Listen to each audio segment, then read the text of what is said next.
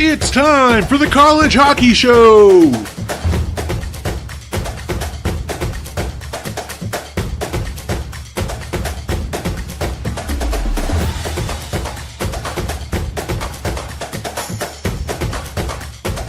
And now here's your host, Jeremiah Maxwell, and the degenerate Bostonian, Mike Warino.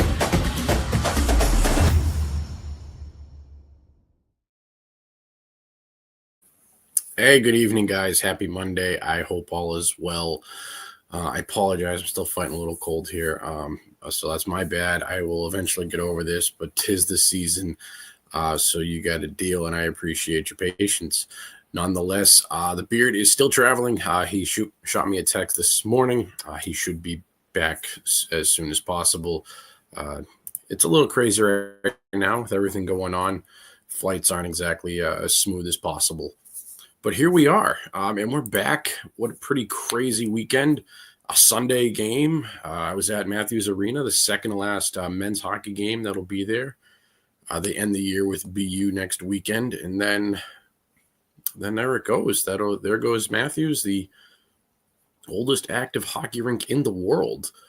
For many of you who haven't been, you ask, why are they knocking it down? Well, the ice surface is too small. They need more bathrooms.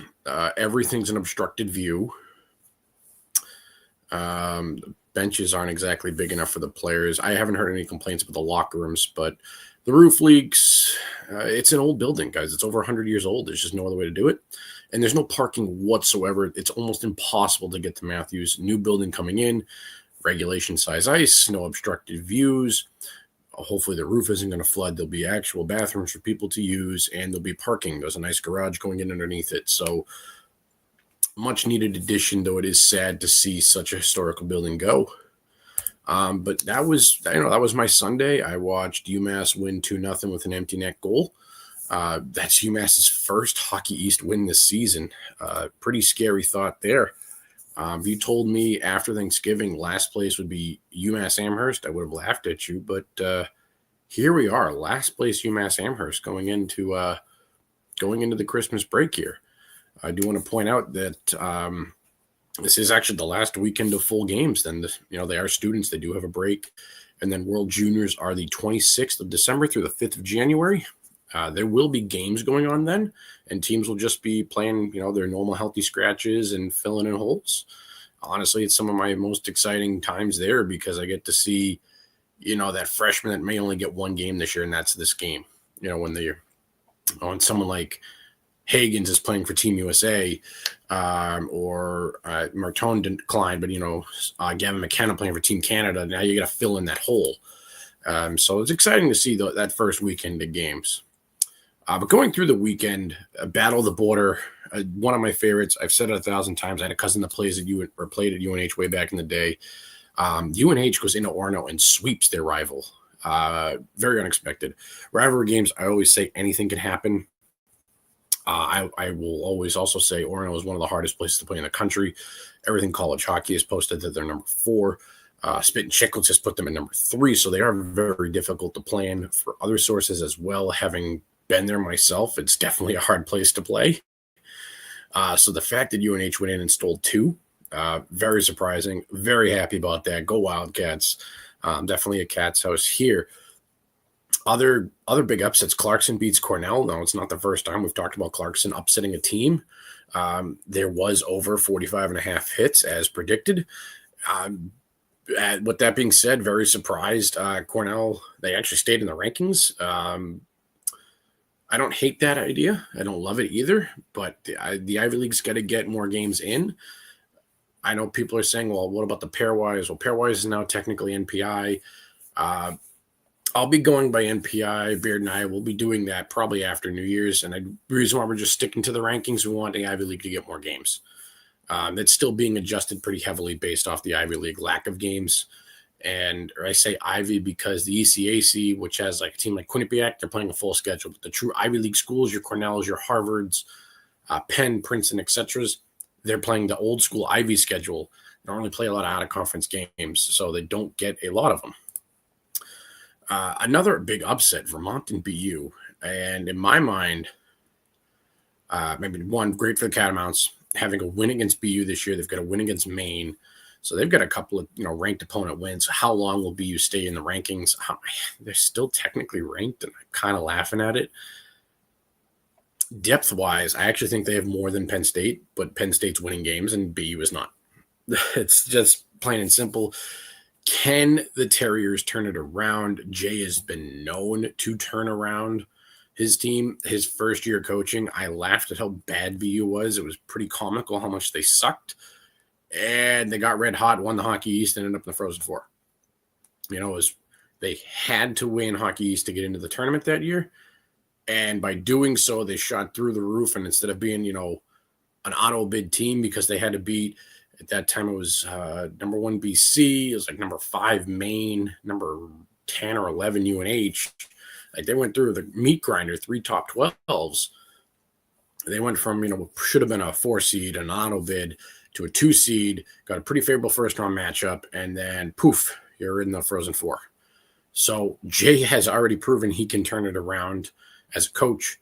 And at some point, though, you got to hit the panic button or do something else. And I will say, eventually, 1 year, you're not going to do it, Terriers Nation. You're just not going to be able to kick it in overdrive and save yourself after New Year's. Maybe this is the year. I don't know. The other upset was Princeton beating Union, and Union's a team fighting for top 20 votes, fighting to get in the tournament as a non-auto bid, but just to get in the tournament. So losing to Princeton, massive loss.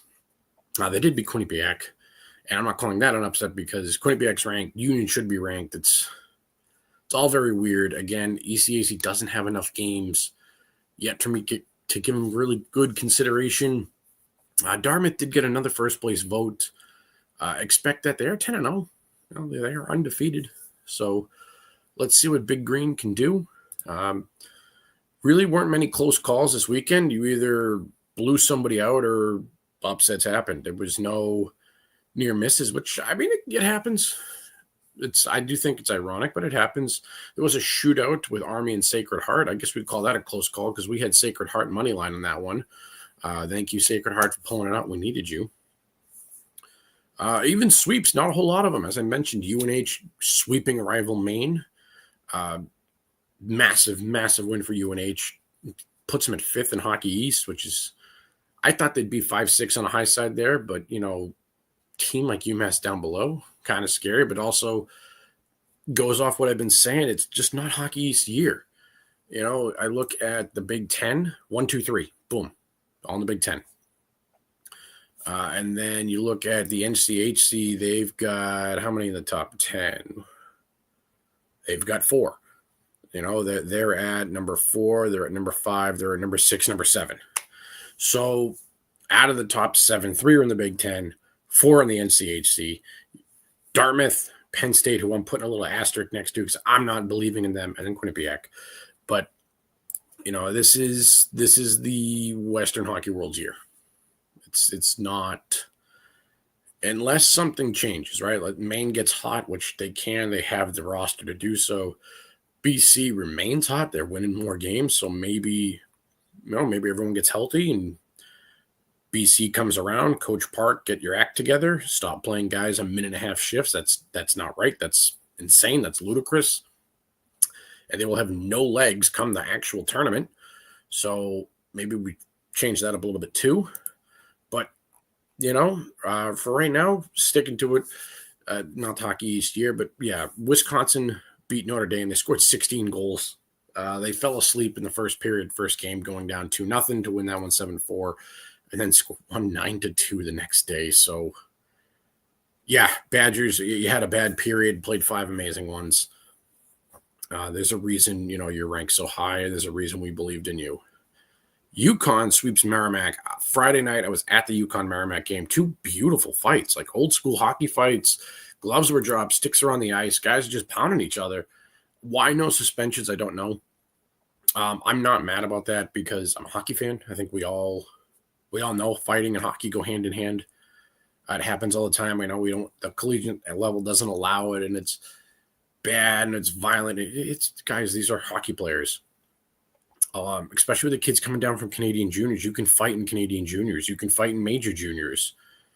Some AAA leagues allow it as well. And like you're playing in these leagues that allow fighting to then go to the NCAAs where you can't fight, to then go to the NHL where you can fight again. So I don't see the big deal with two fights where guys drop the gloves and go at it. I don't have a problem with it. I'm not gonna sit here and say I condone it because I don't, but it's part of hockey. It's part of the game. There were good fights, and then I think any cheap shots got landed, and they went at it the next night and it was fine.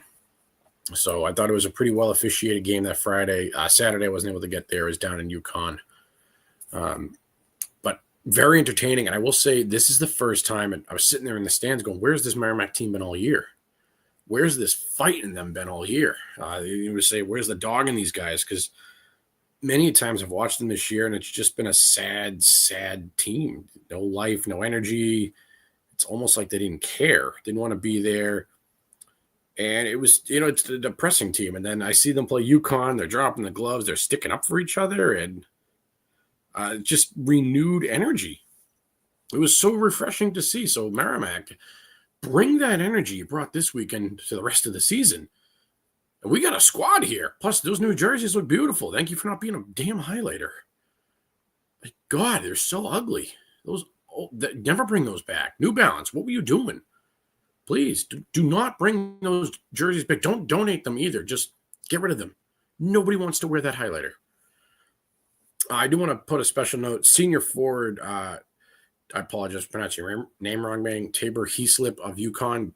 Kid's on fire. 5'9", $175, throwing his weight around like an absolute champ this weekend. He had 9 hits in Friday night's game alone, had a goal, worked the power play. The kid was magical. And I was just like, wow, this kid's good. So was it a fluky, amazing weekend for him? I don't know. But Taylor Heaslip, number 23 of Yukon, let's keep an eye on him. Kind of like I've been keeping an eye on Morozov over at Miami of Ohio. Another guy we're going to bring up. More sweeps, though. BC swept Lowell, not a surprise. North Dakota swept St. Cloud. I think that's the nail in the coffin for St. Cloud. Very tough conference, as I just said, with the NCHC, with 4 in the top 10, 4, 5, 6, 7. It's just going to be a tough year for St. Cloud. It's the way it is. It's a hard conference to find wins. And you're like, oh, maybe we'll beat Colorado College. Well, they're probably number 20, so good luck with that. Not an easy conference. So, yeah, you're 7-9 right now, St. Cloud. Hey, I'm kind of writing you off based off the conference you're in. With that being said, you have a ton of top 10 opponents to face the rest of the year. Easily could turn it around. So, best of luck. Denver swept Miami. I thought Miami would steal a game here. They did not. They came close Saturday, but didn't come through. That being said, way to go, Denver. And then to highlight St. Cloud again, Miami of Ohio also in the NCAA. It's just a meat grinder, that conference. Jeez. Last but not least, Stonehill sweeps Alaska Anchorage. I thought that would be the other way around. I really thought Alaska would take it at home. They did not. I don't know what happened. I couldn't really get a good grip of that game. Couldn't really watch them. Just looked at the stats. Seemed even.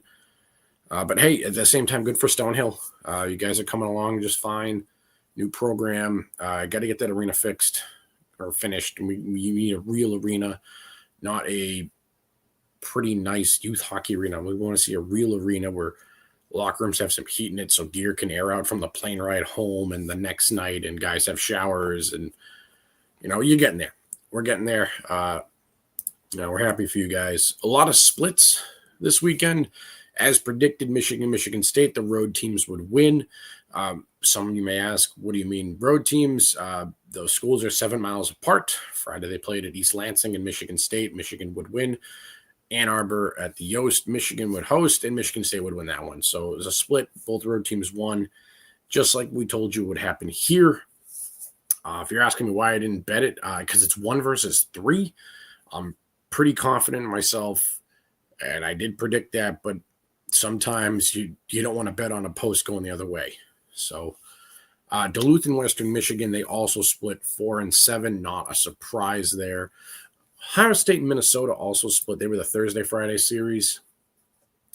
Pretty even teams. Ohio State and Minnesota there. Both of them, we thought we'd do a lot better this year, so let's see what happens. Can they steal games against Penn State? Probably. Ohio State should have, and they choked twice. They get 2 more cracks at it at Penn State. We'll see what happens. Minnesota's got a few more cracks at them as well. They just got their doors blown off, so we'll see. But, the Big Ten is going to be a conference we talk about every week. Hey, look at this big matchup. Hey, look at this big matchup. And it's no surprise. It's honestly should not come as a surprise this year more than most, but it's same with the NCHC. Just absolute meat grinders, those two. Again, top 7 teams in the country, 2 conferences. And, looking at those schools, there are some of the most decorated schools in history. So not surprised. The Blue Bloods are taking over. And there are years that are like that. Concerns and upsides, though.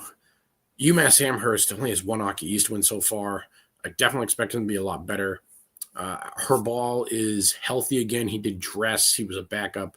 He was an anchor for them last year to their tournament run. He will be playing for the Czech Republic come the World Juniors. So I am expecting UMass to turn around as they're getting healthier. Muse is going to go play for the States. They've got a few guys coming back from injury, so I'm hoping they'll turn it around. Again, injuries can be decimate and destroy you. I think if they can steal one more game this upcoming weekend, that might help themselves and weather the storm in early January. They have a chance to kind of climb back up. Notre Dame just gave up 16. I thought you'd go 500. I am very concerned. You've got to play Michigan. You've got to play Michigan State. You've got to play Penn State. Not easy games. Not easy games at all. You actually play Wisconsin again.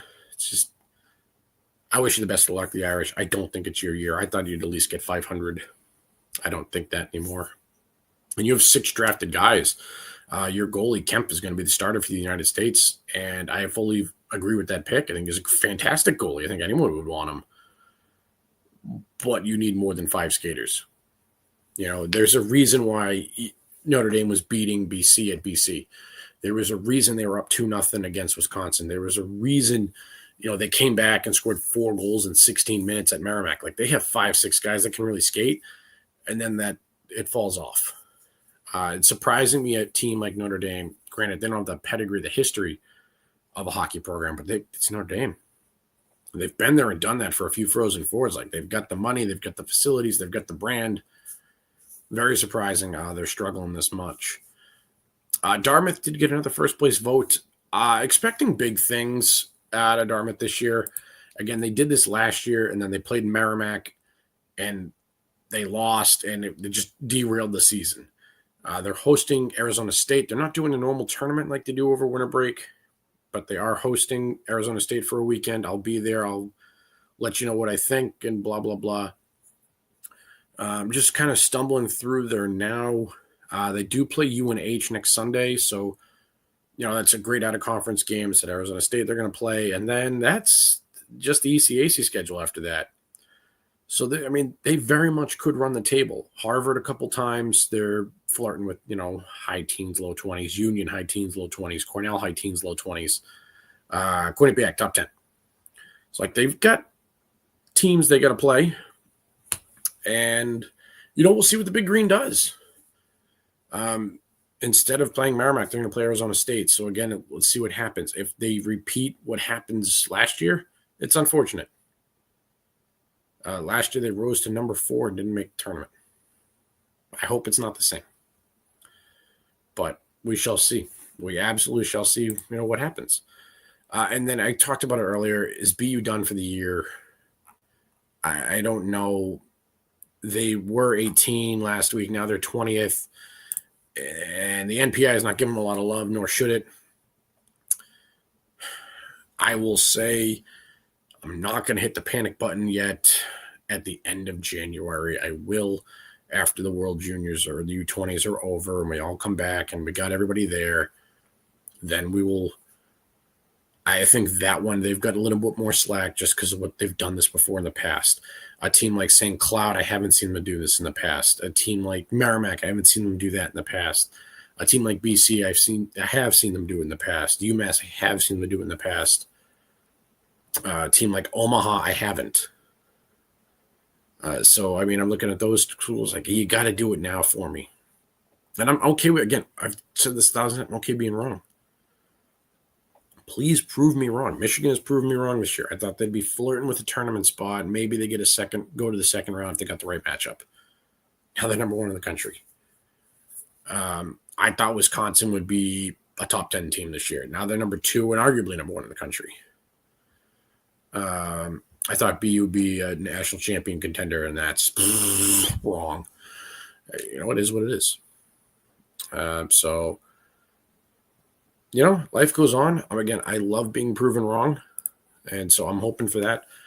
But I am a degenerate. Let's not forget ahead of ourselves here. If you followed on my tweets, we were 4 for 4 on the weekend. I know last weekend it cost you 1.2 units. I apologize. I did get you 3.1 back. All right, we're 34 and 14 on the year. We're up 12.53 units. For those of you that like math, let's say your average bet is $10. You are up $125.30. You know, so we're up by 12.5x, 125x. You want to put it that way.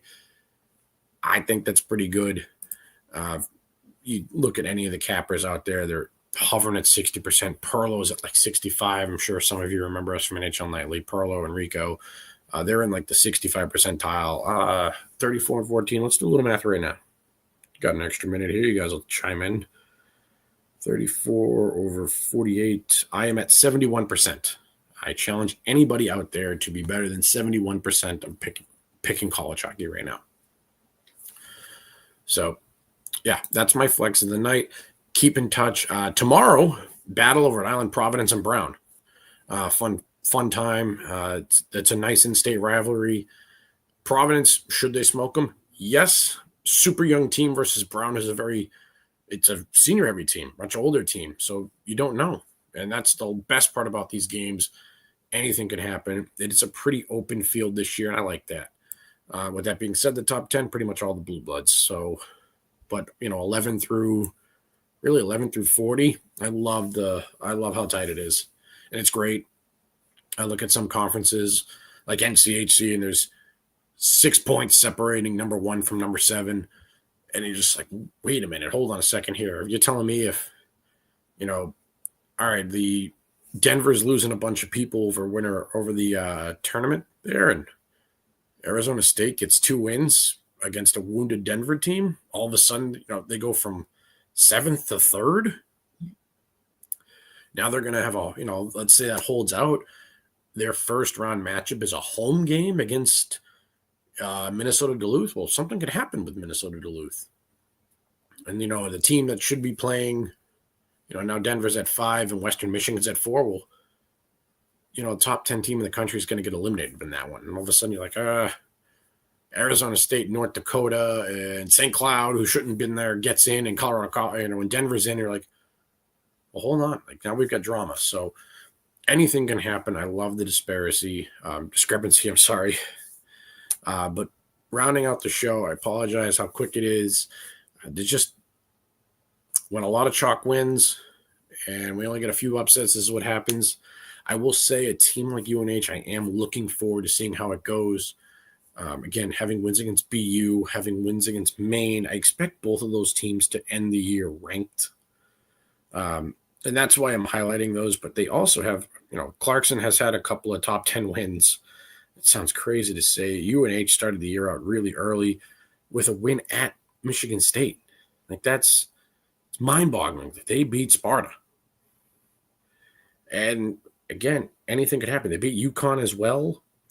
So, I mean, they've got 4 top 15 wins. Watch out for the Wildcats. Watch out for Clarkson. They beat Penn State, though I think Penn State's a phony. I'll say it. I see 2019 Wisconsin vibes, that nifty Lions team. But we shall see. Top 20 polls. Michigan, number 1, stayed at number 1. Wisconsin stayed at number 2. Michigan State stayed at number 3. North Dakota jumps up to 4th. With the sweep for St. Cloud. Duluth falls from 4 to 5 with the split. I guess so. Yeah, you split versus sweep. And they're so tight, so close. It doesn't matter all that much. Denver stays at 6. Western stays at 7. I want to be like, well, Minnesota dropped. Well, The reason why Western stays at 7 is because Dartmouth's at number 8, and they were just at number 10, so they moved up. Dartmouth hasn't played enough games, and that's why Western's kind of staying at 7. If Dartmouth had a full schedule and they're still undefeated, yeah, different story. But only got 10 games. They got to play more games. But again, this all gets corrected within about a month or so.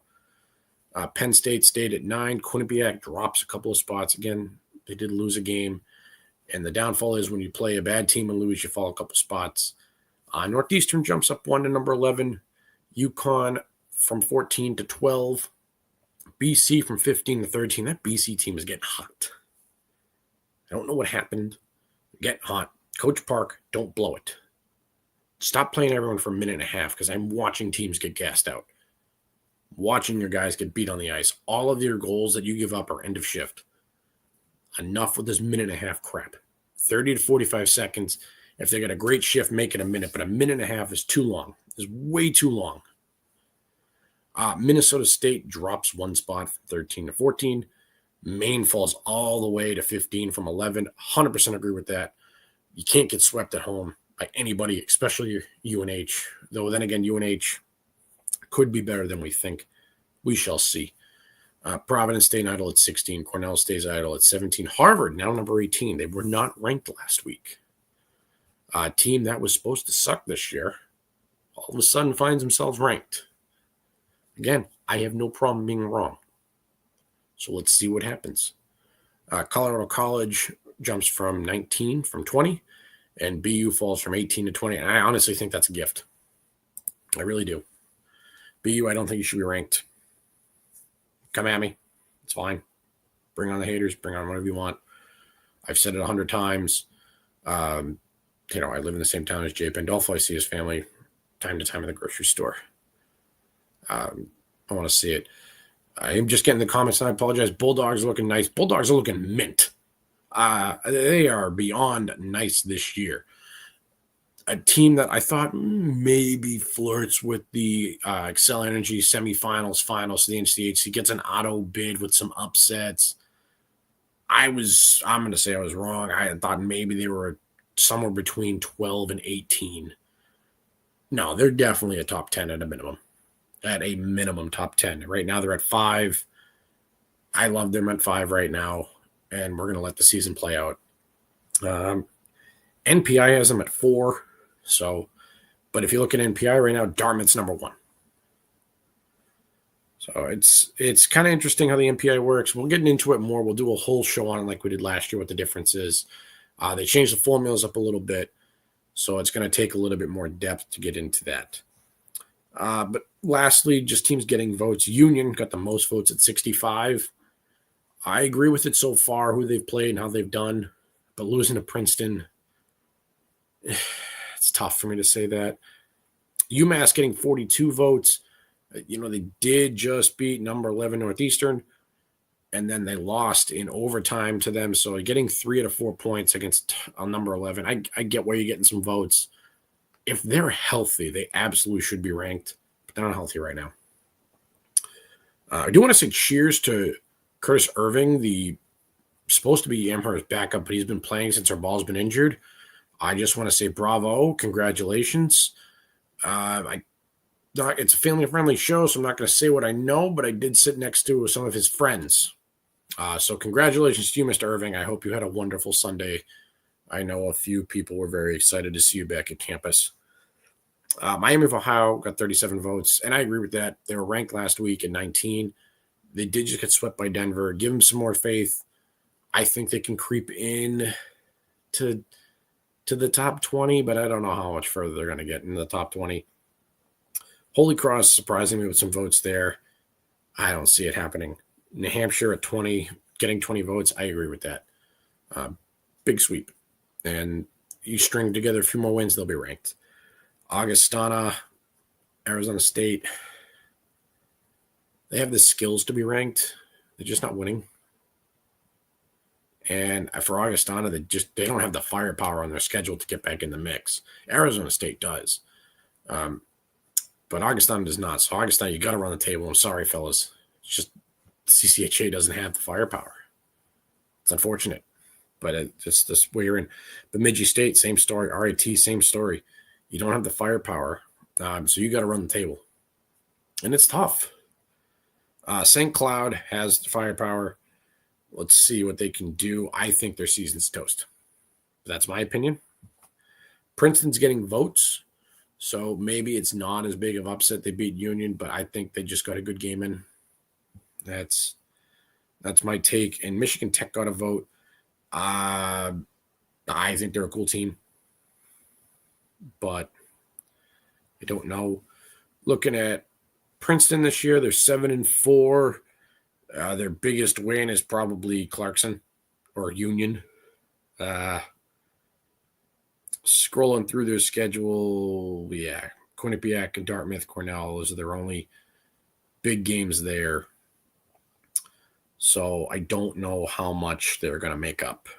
Again, this comes down to you got to have firepower. You got to have those big ranked teams, and the disadvantage for the Ivy, specifically the Ivy schools, the ECAC schools like Quinnipiac, no, they play out of conference. But the Ivy schools that don't play out of conference, this is the problem you run into every single year. You don't play enough out of conference games, if any. You only play within the conference. The conference is hard to be graded against because of that, and you get punished. It's 2025. We're not wearing suits to games. We're not, fanning ourselves and wearing our little twisty umbrellas and smoking cigars. We're just at a hockey game. I go in a hoodie and T-shirt, shorts, hat. And it's a non-smoking building. They're all non-smoking. So get with the times, play some out-of-conference games. Michigan Tech, looking at it, they beat Minnesota. If they can turn it around, sure. Miami, they got one game against Miami of Ohio. Yeah, St. Thomas, Minnesota State. Again, another one. You just got to run the table because you don't have the firepower. And it's for some of these schools, some of these conferences, the CCHA in particular, the Atlantic, it's tough. It's really, really tough. It's unfortunate. It's just the way it is. I'm looking forward to the expansion of college hockey. I'm talking to a few people, and they're saying in 4 years, we're going to see a tournament expansion because we'll see a massive team expansion. There's another conference they're trying to put in New England. Some of the schools I kind of laughed at. A lot of them are D3. At the same time, I do like seeing that come up.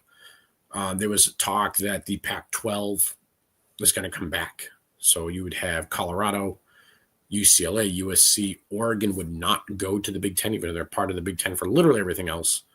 Washington, same story. They would all be like a West Coast Pac-12 conference there. Utah would be in it. And I think that would be great.